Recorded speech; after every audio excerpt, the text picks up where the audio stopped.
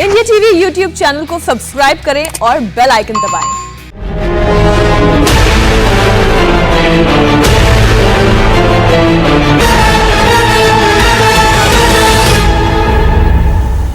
नमस्कार, शाम के 4 बजे हैं। मैं हूं पंकज भार्गव। पिछले 24 घंटे में देश में 3,86,452 नए कोरोना के केस सामने आए हैं। इस दौरान 3,498 लोगों की मौत हुई है। आजकल जिससे भी बात करिए उसके घर में, रिश्तेदारी में कोई ना कोई कोरोना पॉजिटिव जरूर होता है। कोई एसिम्प्टोमेटिक है, किसी का बुखार नहीं उतरा, किसी की रिपोर्ट नेगेटिव आई है, लेकिन सिम्टम सारे कोरोना वाले हैं। कई जगह तो कोरोना रिपोर्ट आने से 2 से 3 दिन तक का वक्त भी लग रहा है। आपके मोबाइल में कोरोना से निपटने के लिए अलग अलग मैसेजेस आते होंगे। सोशल मीडिया में हर कोई डॉक्टर बनकर सलाह दे रहा है। ऐसे हालातों में क्या करना चाहिए, क्या नहीं करना चाहिए, तमाम सवाल आपको भी परेशान करते होंगे। और इसलिए हमारे साथ आज देश के टॉप डॉक्टर्स का पैनल जुड़ने वाला है जो आपके हर एक सवाल का जवाब देंगे।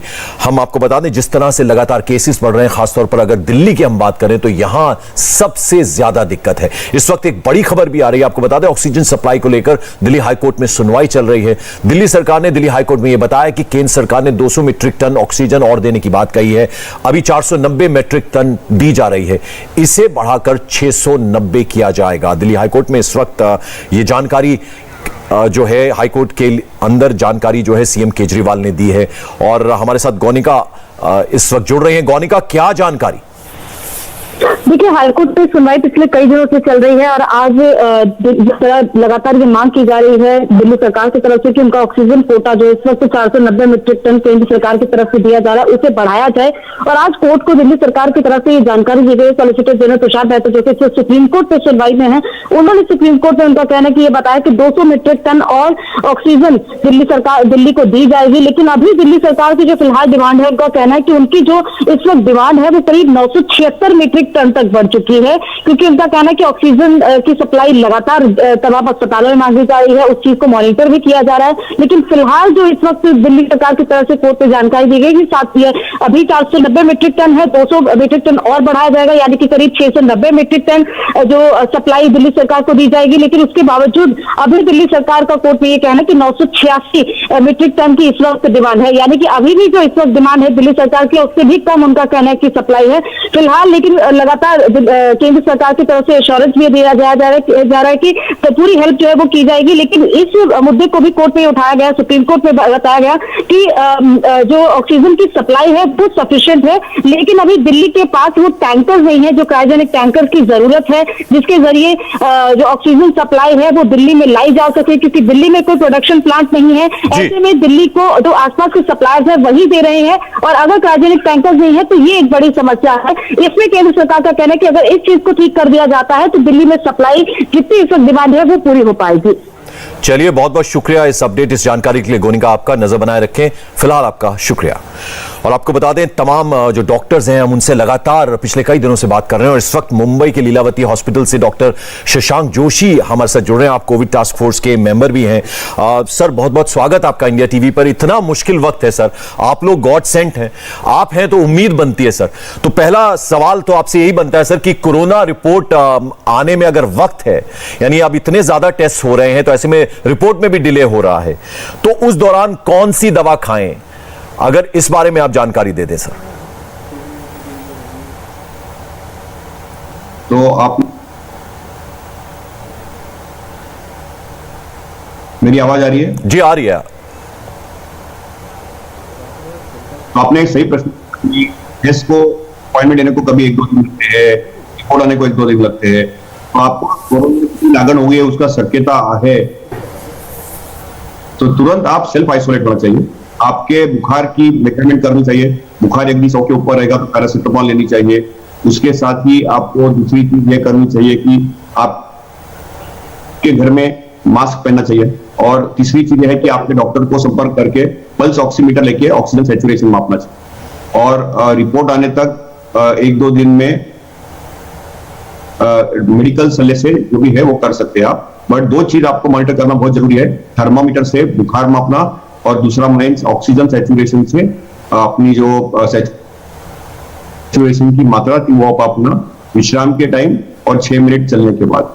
उसके साथ ही आपको सूखी खांसी है, यदि आपके स्वाद या गंध निकल गया है या उसके साथ ही आपको सांस लग रही है तो तुरंत आपको अस्पताल में जाना भी पड़ सकता है।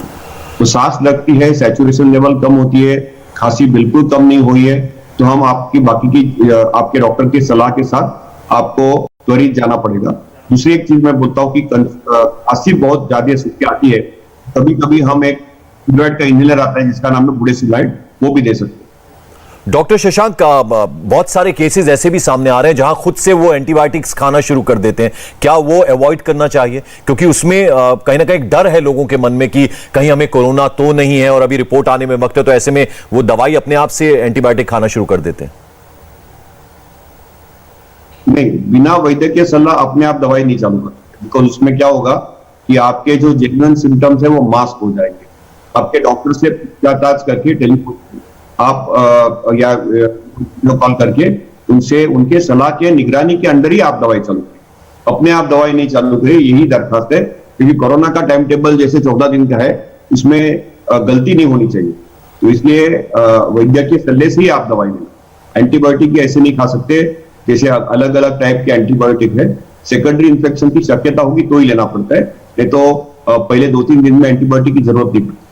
डॉक्टर शशांक, बहुत सारे केसेस ऐसे आ रहे हैं कि आपने अपना टेस्ट करवाया, आपकी रिपोर्ट नेगेटिव आई, लेकिन तमाम सिम्टम्स जो हैं वो बॉडी में हैं, आपको लग रहा है कि आपको बुखार है, आपकी खांसी नहीं हट रही है, तो इसमें सीटी स्कैन का फैसला किसी को कब लेना चाहिए? तो नॉर्मली ये आप बिल्कुल सही कहते हैं कि आरटीपीसीआर कई बार नेगेटिव आती है क्योंकि उसकी सेंसिटिविटी 70% ही है, और हमने ये वेव में पर्टिकुलर देखा है कि ये वेव का जो स्ट्रेन है इसमें काफी बार सीटी स्कैन पे हम पिकअप करते हैं। तो नॉर्मली हम तीसरे से 5वें दिन पे HRCT जो होते हैं, हाई रेजोल्यूशन स्कैन, वो कर लेते हैं और उसमें पकड़ में आ जाता है कि कोविड है कि नहीं। सीटी स्कैन की सेंसिटिविटी 85% है, 85% है, और हमारी जो आरटीपीसीआर की टेस्ट है उसकी जो सेंसिटिविटी है 70% है। तो सीटी स्कैन में ज्यादा पिकअप होने का सहूलियत है, लेकिन पहले दिन पे सीटी स्कैन नहीं करना चाहिए। स्कैन करना योग्य है डॉक्टर के सलाह पर। तो यदि आपने जैसे सही बताया कि आरटीपीसीआर टेस्ट नेगेटिव आती है और सब लक्षण कोरोना जैसे दिखते हैं, तो तुरंत आप HRCT आपके डॉक्टर से कर सकते हैं।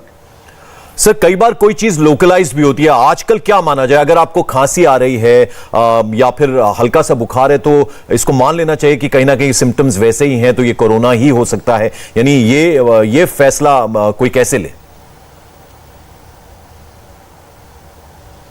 पंकज जी, ये बहुत सही सवाल है। कोरोना के वक्त में पहला कोरोना को रूल आउट करना बहुत जरूरी है, क्योंकि कोरोना का प्रादुर्भाव इतना ज्यादा है कि ये सर्दी बुखार का मौसम भी है, लेकिन इसमें भी कोविड की टेस्ट जरूर करनी चाहिए। तो कोविड रूल आउट करना ही अनिवार्य है, क्योंकि कोविड का ये सीजन है, कोविड बहुत ज्यादा फैल चुका है, इसलिए हमको कोविड की चेक करके सेल्फ आइसोलेट करके बाकी लोगों को स्प्रेड नहीं करना चाहिए। तो आपको बुखार या खांसी की सिम्टम हो तो कभी कभी ऑर्डिनरी खांसी बुखार भी हो सकती है, लेकिन कोविड टेस्ट करके उसको रूल आउट करके सेल्फ आइसोलेट करके और किसी को नहीं हो, इतनी तो आपको 3-4 दिन की तपस्या करनी। सर, बहुत सारे मेरे फ्रेंड्स हैं, वो लगातार मैं उनसे बात करता हूं तो सबने अपने घर में बीपी नापने के लिए मशीन लगा ली है, ऑक्सीमीटर अपने घर में खरीद के रख लिया है। अब वो एक तरह से वहम है, वो हर बार अपना टेम्परेचर दिन में 3 बार चेक कर रहे हैं, 3 बार ब्लड प्रेशर जो है वो देख रहे हैं। क्या ये थोड़ा साइकोलॉजिकल चीज भी है? यानी ये क्या वाकई जरूरी है क्या ये 3-3 बार अपने आप को मॉनिटर करना? आपको यदि रक्तदाब की बीमारी है, जैसे उसको हम ब्लड प्रेशर बोलते हैं, या आपको शक्कर की बीमारी है, तो उनको चेक करना ठीक है, लेकिन बार बार आपको कुछ भी सिम्टम नहीं है, आपका एक्सपोजर भी नहीं हुआ है और सैचुरेशन और बुखार लेना, ये तो गलत। तो डर भी है, लोगों के मन में बहुत ज्यादा डर है। डरने की कोई बात नहीं है, हमको सतर्क रहना चाहिए, लेकिन डरना नहीं चाहिए और रेकलेसली या केयरलेसली बिहेव भी नहीं करना चाहिए। तो जो चीजें सही करनी चाहिए, कामली रहना चाहिए और डॉक्टर के साथ संपर्क में रहना चाहिए। अभी डॉक्टरों को भी काफी दिक्कतें हो रही है, क्योंकि डॉक्टर को कांटेक्ट करना भी इजी नहीं है, लेकिन इसमें डर के रहने में कोई होने वाला नहीं है, डरना नहीं है। एक चीज आपको याद रखनी है कि 80% जो मरीज है वो अपने आप ही ठीक हो जाए और 20% जो मरीज है उनको ही हमको पिकअप करना है यदि कोरोना होगा तो। तो अक्सर लोगों को जो भयभीत होते हैं, ये थोड़ा सा गलत है। और इसके लिए आपके डॉक्टर के साथ थोड़ा सलाह मशवरा करेंगे तो आपका ये शंका निवारण कर देंगे। बट मैं आपके माध्यम के द्वारा पंकज जी बताना चाहता हूं कि डरना नहीं, आप सतर्क रहना, आप मेजर करते रहना, लेकिन बार बार करके, जिसको हम बोलते हैं जैसे फोबिया या पैनिक होना, इसकी भी जरूरत है। सर, जब नौबत आएगी तब शायद आप उसके ऊपर लापरवाही करेंगे, ये लापरवाही नहीं होनी चाहिए।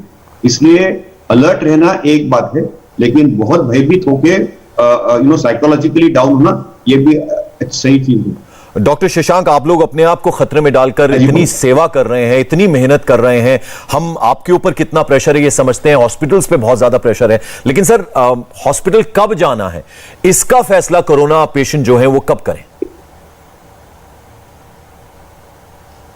नॉर्मली अस्पताल जब जाना है जब उनको लगता है कि उनके शरीर में बिल्कुल फटीग हो गए, थक गए हैं, वो हिल नहीं सकते हैं, सांस लग रही है, उनकी ऑक्सीमीटर पे सैचुरेशन का परसेंटेज 93% के नीचे है या 3% ड्रॉप हुआ है 6 मिनट वॉक टेस्ट में, तब उनको जाना चाहिए और वैद्यकीय सलाह से जाना चाहिए। अक्सर हम ये भी देखते हैं कि बुखार यदि 5 दिन कम नहीं होता है, खांसी 5 दिन में कम नहीं होती है, तो सिम्टम्स परसिस्ट रहते हैं 5 दिन के ऊपर, तो अस्पताल में जरूर जाना चाहिए, लेकिन डॉक्टर को पूछ के जाना चाहिए। क्योंकि अक्सर मरीजों को हम देखते हैं कि डॉक्टर के सल्ले के साथ रहते हैं 24 घंटा, तो वो डिसाइड कर लेते। सर, जिस तरह का प्रेशर हॉस्पिटल्स में है, जगह नहीं है, बेड नहीं है, और ऐसे में अगर ऑक्सीजन किसी का कम हो रहा है, ऑक्सीजन सैचुरेशन लेवल जो है वो बार बार ऊपर नीचे हो रहा है, तो इस स्थिति में कोई क्या करे? तो इसमें तो हमको ऑक्सीजन कम होता है और सैचुरेशन हमारा 93% के नीचे आ जाता है, तो डॉक्टर को पूछ के स्टीरॉयड की दवाई चालू करते हैं। हम ब्लड थिनर की, हिपैरिन या एंटीकोगुलेंट की दवाई चालू करते हैं, और उसके साथ ही घर में कोई ऑक्सीजन की फैसिलिटी होगी तो वहां चालू करते हैं जब तक हमको बेड नहीं मिलता, और एक सीटी स्कैन और कोई खून की जांच भी कर लेते हैं। तो ये चीज डॉक्टर के सलाह के साथ हम कर सकते हैं।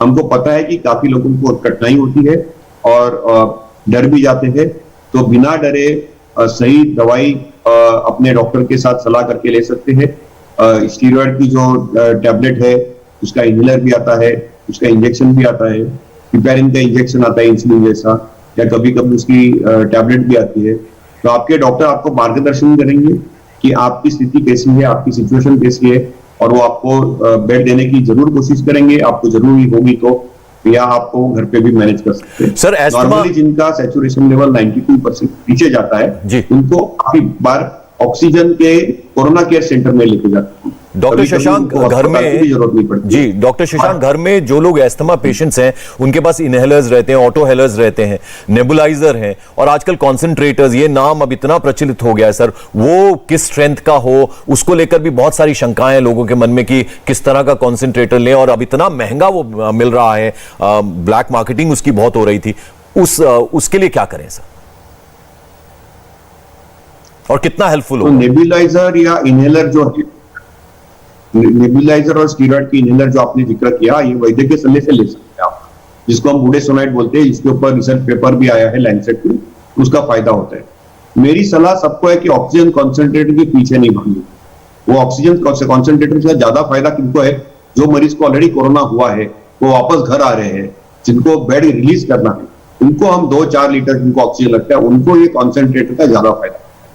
और एकदम इमरजेंसी होगी, कोई आपके इलाके में, आपके मोहल्ले में कोई ऑक्सीजन कॉन्सेंट्रेटर होगा, आपको बेड नहीं मिलता है, तो हम कॉन्सेंट्रेटर, क्योंकि कॉन्सेंट्रेटर में जो ऑक्सीजन की मात्रा आती है वो 6 लीटर के ऊपर नहीं आती, और कोरोना जब होता है तो इसकी मात्रा बहुत ज्यादा बढ़ जाती है, कभी कभी 20 लीटर 40 लीटर भी ऑक्सीजन लगता है। दूसरी चीज एक है कि हमको छाती पे यानी प्रोन पोजीशन के ऊपर और कुछ सलाह दी है, प्राणायाम किया है, तो इसके लिए, और कभी कभी धूप में जाने से भी थोड़ा सैचुरेशन बढ़ जाता है, तो हमको थोड़े प्रयोग करना चाहिए घर में। लेकिन ये सब कुछ जो आप कर रहे हैं, ये डॉक्टर को पूछ के कीजिए, क्योंकि अपने आप घर पे सब ये साहित्य लेके कभी कभी आपके जान को जोखिम भी हो सकती है। आप डरे हुए हैं, ये मैं मानता हूं, क्योंकि स्थिति थोड़ी विकट है, लेकिन डॉक्टरी सलाह से आप जो करेंगे उसमें ज्यादा फायदा होगा। अपने आप गूगल पे बैठ के ऐसे नहीं करिए। इसके लिए मैं आपका भी शुक्रगुजार हूं पंकज भार्गव जी, कि आप ये इंफॉर्मेशन आपके चैनल द्वारा सब लोगों को दे रहे हैं कि डरो मत, सतर्क रहो और अपने आप का ख्याल रखो और अपने डॉक्टर के साथ थोड़ा एक कांटेक्ट रखो। डॉक्टर शशांक जोशी, आपने इतनी जरूरी जानकारी हमें, हमारे दर्शकों को दी है। भगवान आपका भी पूरा रक्षा करे, आपका भी साथ दे। बहुत बहुत शुक्रिया इंडिया टीवी से जुड़ने के लिए सर आपका।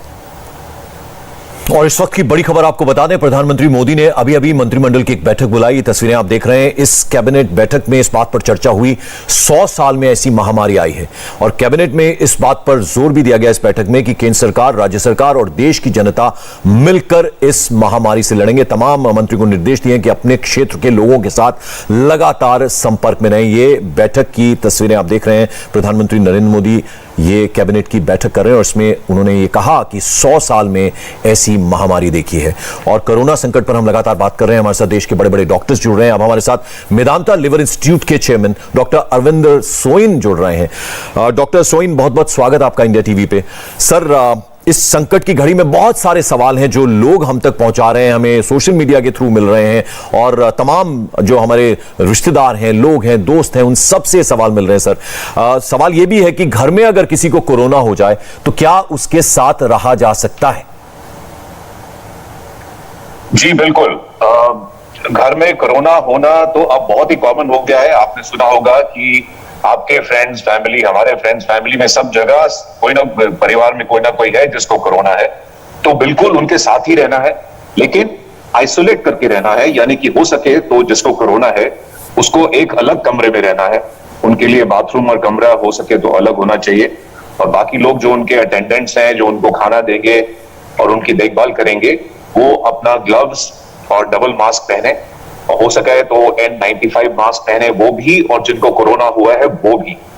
और अगर सिम्टम्स नहीं है जो देखभाल कर रहे हैं तो उनको टेस्ट करने की इस वक्त जरूरत नहीं समझी जाती है, लेकिन अगर उनको भी सिम्टम्स हैं तो उनको भी टेस्ट करना चाहिए। सर, एक साथ दो लोगों को कोरोना रिपोर्ट उनकी अगर पॉजिटिव आती है और फिर कुछ दिनों के बाद एक शख्स जो है वो नेगेटिव हो जाता है, तो ऐसी स्थिति में क्या दोनों साथ रह सकते हैं? जी, दोनों साथ रह सकते हैं, लेकिन अपने आप में हाइजीन प्रिकॉशंस बरतने हैं, मास्किंग करनी है और हैंड हाइजीन बरतनी है। लेकिन सेम कमरे में दो कोरोना पॉजिटिव पेशेंट्स घर की सिचुएशन में रह सकते हैं। और सर, अगर घर में माता पिता दोनों संक्रमित हो जाएं तो ऐसे में बच्चों का ख्याल कैसे रखें? क्योंकि जिस तरह दिल्ली के हम सिस्टम की बात कर रहे हैं, माँ बाप जो हैं वो घर में हैं, उसके अलावा दो बच्चे हैं, और अगर उनमें दो जो हैं संक्रमित हों और बच्चे ना हों तो उस स्थिति में बच्चों का ख्याल कैसे रखा जाए? सर, जैसे कि आप समझ रहे हैं, आप हमें ये कह रहे हैं कि घर में माँ बाप है, खुद हस्बैंड वाइफ है और उनके बच्चे हैं, समझ लीजिए दो, तो ये छह लोग हैं। तो अगर ये 6 लोग हैं तो देखिए, बच्चे और जो हस्बैंड वाइफ हैं, जो मेन मेंबर्स हैं घर के, उनको अलग रहना चाहिए, और जो माँ बाप हैं जो संक्रमित हैं कोरोना से, उनको एक कमरे में और बाथरूम उनके लिए यूज होना चाहिए। तो जो अलग रह रहे हैं, जो संक्रमित नहीं है, वो अपने नॉर्मल हाइजीन प्रिकॉशंस, मास्किंग और डिस्टेंसिंग तो रखना ही है, और अगर वो सिम्टोमेटिक होते हैं तो उन्हें भी टेस्ट करना चाहिए। और जो सिम्टोमेटिक हैं और जो संक्रमित हैं वो एक फिजिशियन की गाइडेंस से रहें, क्योंकि आप कह रहे हैं कि माँ बाप हैं तो जाहिर है कि वो कोल्ड होंगे, तो उनको ध्यान रखना चाहिए। अगर कोई कोमॉर्बिडिटी है और 65 से ऊपर है तो फिजिशियन की देखरेख में उनको ऑनलाइन कंसल्टेशन करना चाहिए। और अगर सैचुरेशन 94 से कम हो, बुखार 7 दिन तक नहीं रुके, ब्रेथलेसनेस हो, और अगर डिहाइड्रेशन हो, नोजिया, वॉमिटिंग, डायरिया से अस्पताल जाना चाहिए। बाकी वो नॉर्मल कोविड प्रिकॉशंस बरतना चाहिए। डॉक्टर अरविंदर, जब इसमें स्पेसिफिक कुछ नहीं, उनके लिए, बच्चों के लिए स्पेसिफिक इसमें कुछ नहीं है। They are members like any other members of the family. तो ये दो बच्चे और मियां बीवी अलग, तो संक्रमित माँ बाप हैं वो कमरे में रहे। डॉक्टर अरविंदर, आप साथ होते हैं तो एक संबल मिलता है, बहुत सहारा मिलता है, क्योंकि आपसे बहुत सारी जरूरी जानकारियां मिलती हैं। सर, बहुत सारे सवाल मन में उठते हैं कि आजकल लॉकडाउन जैसी स्थिति है, यानी लोग घर से बाहर नहीं निकल रहे, जो ठीक भी है। घर में सामान बाहर से आता है सर, तो बहुत सारे स्प्रेज घर में हैं, सैनिटाइजर्स घर में रखे हैं लोगों ने, तो क्या करें? मान लीजिए कहीं आप बाहर से कोई सामान मंगवाते हैं तो आपने दरवाजे पर रख दिया, क्या वो अच्छी चीज है कि पहले उसको स्प्रे करके कुछ देर, कुछ घंटों के लिए रख दिया जाए, फिर इस्तेमाल के लिए? ऐसे आप सब्जियां आ रही हैं घर पर और डेली रूटीन की चीजें घर पर आ रही हैं, सर उसके लिए क्या किया जाए? जो बंद डिब्बे हैं उनको तो स्प्रे करना ठीक है, और उसके बाद घंटों रखने की जरूरत नहीं है, 15 मिनट के बाद उसको आप यूज कर सकते हैं। जो सब्जियां हैं उनके ऊपर स्प्रे आप नहीं डाल सकते हैं, लेकिन उनको नॉर्मल तरीके से धो लीजिए और धोकर फिर आप यूज कर लीजिए या फ्रिज में रख लीजिए। डॉक्टर अरविंदर, एक सवाल और है। आज जिन जिन लोगों ने वैक्सीनेशन करवाया है, पहला डोज उन्होंने ले लिया है और दूसरे डोज, चूंकि 28 दिन का एक गैप है, वो पूरा साइकिल है उसका, तो उस गैप में अगर किसी को कोरोना हो रहा है तो कुछ हद तक वो सेफ है, और अगर दोनों वैक्सीन लगा लिया है, दोनों डोज ले लिया है, उसके बाद अगर किसी को कोरोना हो रहा है तो क्या वो काफी हद तक सेफ है? देखिए, कोरोना की एक वैक्सीन के 3 हफ्ते के बाद 90% प्रोटेक्शन है सीवियर कोविड और डेथ से। ये साइंटिफिक पेपर्स में पाया गया है कोविशील्ड के लिए और कोवैक्सीन के लिए जी। तो अगर एक डोज लिया है तो 3 हफ्ते के बाद 90% प्रोटेक्शन है सीवियर कोविड और डेथ से जी। लेकिन माइल्ड इन्फेक्शन होने से प्रोटेक्शन केवल 55 to 60%, यानी कोविड हो तो सकता है लेकिन सीवियर होगा या डेथ होगी, इसका लाइक्लीहुड काफी कम हो जाता है अगर एक डोज लेते हैं। और अगर 2 डोज लेते हैं तो उसका लाइक्लीहुड 99% होता है कि सीवियर कोविड और डेथ नहीं होगा। अगर किसी को बीच में, पहली और दूसरी डोज के बीच में कोविड हो जाता है तो उन्हें कोविड से रिकवरी के 15 दिन के बाद अपना दूसरा डोज लेना चाहिए। या दूसरे डोज के बाद होता है तो फिर भी संक्रमण के 15 दिन की रिकवरी के बाद आप सेफ हैं। डॉक्टर अरविंदर, बहुत सारे सवाल इस तरह के भी आते हैं कि आप क्योंकि इतना प्रेशर है, जहां टेस्ट आपके हो रहे हैं तो रिपोर्ट आने में डिले हो रहा है, और जब रिपोर्ट आ रही है तो वो नेगेटिव आ रही है तो फॉल्स नेगेटिव भी हो रही है, क्योंकि सिम्टम्स जो है वो खत्म नहीं हो रहे। आपको तब भी हल्की फुल्की खांसी अगर हो रही है या बुखार आपको हो रहा है या ऑक्सीजन सेचुरेशन में कुछ गड़बड़ हो रहा है, उस स्थिति में क्या करें? तो अगर जिसको कोरोना के सिम्टम्स हैं, यानी कि जो बुखार है, बॉडी एक है, हेडेक है, थोड़ा ब्रेथलेस है, खांसी है, या सेंस ऑफ स्मेल और टेस्ट अगर वो जा रहा है या कम हो गया है, तो ये कोरोना के सिम्टम्स। अगर किसी को कोरोना के सिम्टम्स हैं और उनका टेस्ट नेगेटिव आता है, फिर भी उनको कोरोना के संक्रमण का इलाज करना ही चाहिए। उनको अज्यूम करना चाहिए कि ये फॉल्स नेगेटिव टेस्ट है और वो कोरोना के मरीज हैं और उन्हें फिजिशियन से दवाई लेनी चाहिए। और अगर किसी को सिम्टम्स नहीं है जी और उनका टेस्ट पॉजिटिव आता है तो फॉल्स पॉजिटिव इतना कॉमन नहीं होता है, यानी कि अगर पॉजिटिव है तो है, लेकिन वो एक एसिम्प्टोमेटिक बीमारी है। उसका भी इलाज जैसे अच्छी नींद, अच्छी न्यूट्रिशन, प्राणायाम, विटामिन, ये सब तो सभी को लेने चाहिए जिनका टेस्ट पॉजिटिव है और एसिम्प्टोमेटिक है, या जिनका टेस्ट नेगेटिव है और वो सिम्प्टोमेटिक है। सर, एक आखिरी सवाल है आपसे। एक साइकोलॉजिकल प्रेशर बहुत है लोगों के ऊपर, और आपसे बेहतर कौन उसका भी इलाज बता सकता है। सर, सबने अपने घर में थर्मोमीटर्स रख लिए हैं, ब्लड प्रेशर मॉनिटरिंग हो रही है 3-3 बार, आपने ऑक्सीमीटर्स खरीद लिए हैं, आप बार बार दिन में 3-4 बार अपना ऑक्सीजन लेवल चेक कर रहे हैं। सर, उनको कुछ सलाह देना चाहेंगे? जो लोग कोरोना से संक्रमित नहीं है, यानी कि उनको उसके सिम्टम्स नहीं है या उन्होंने टेस्ट पॉजिटिव नहीं किया है, उनको ये सब करने की जरूरत नहीं है। जो कोरोना से संक्रमित हैं और अपना टेम्परेचर और ऑक्सीमेट्री से सैचुरेशन नाप रहे हैं, उनको यही देखना है कि अगर 100 से ऊपर टेम्परेचर हो तो क्रोसिन या पैरासिटामोल लेना जरूरी है। 500 या 650 मिलीग्राम दिन में 3 बार तक लिया जा सकता है। और अगर 7 दिन से ज्यादा बुखार चलता है तो हो सकता है स्टेरॉइड्स की जो के लिए बेड मिलता है तो सही है, नहीं तो अपने कोविड फिजिशियन से कांटेक्ट करें और वो फिर घर में ही स्टेरॉइड लेने की आपको विधि और तरीका बताएंगे। डॉक्टर अरविंदर सोइन, सैल्यूट है हमारा आपको, बहुत बहुत शुक्रिया। आपने जो जो जानकारी दी, हम उम्मीद करते हैं दर्शकों ने, इंडिया टीवी के दर्शकों ने आपको सुना होगा और जो जो बातें आपने बताई हैं उन पर जरूर अमल करेंगे। Thank you so much sir. Thank you. और पहली डोज कोविशील्ड के बाद दूसरी डोज कोविशील्ड की ले सकते हैं क्या, ये हम जानेंगे। एम्स के बड़े डॉक्टर हमारे साथ जुड़ेंगे इस छोटे से ब्रेक के बाद।